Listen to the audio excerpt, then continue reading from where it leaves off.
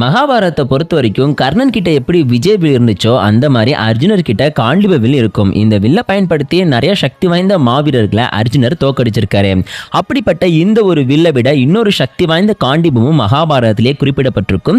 அந்த வில்ல நாரதர் மாதலி கிட்ட காமிக்கிற மாதிரி மகாபாரதத்தில் சொல்லப்பட்டிருக்கும். அதாவது மாதலிங்கிறவர் யாருன்னு பார்த்தீங்கன்னா இந்திர தேவருடைய தேரோட்டி.